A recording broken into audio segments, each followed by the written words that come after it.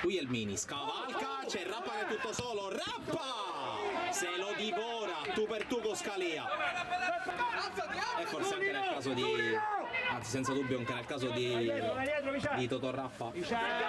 Parliamo di gol sbagliato qui, Naccari scucchiaia e la deve salvare Vitale.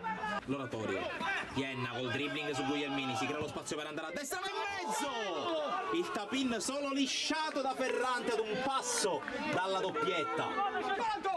Sacco per Vitale, fermato da Guglielmini che può volarsi verso la porta. Guglielmini alza la testa, guarda Scalia, lo cerca ma non lo batte perché è bravo Scalia con l'uscita.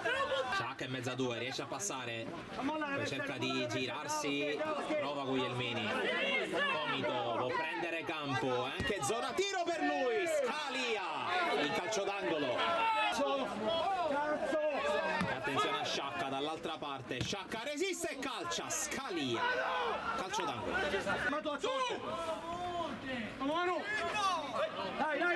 Attenzione a Giacalone che ha recuperato palla, Rinicella l'ha tolta dal palo, poi Ienna dentro.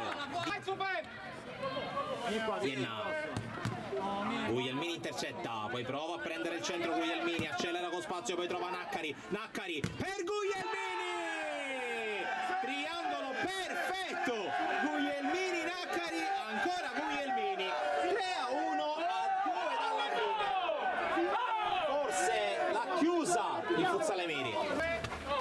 Di palla ancora persa, Sciacca, Scalia di puro istinto, Comito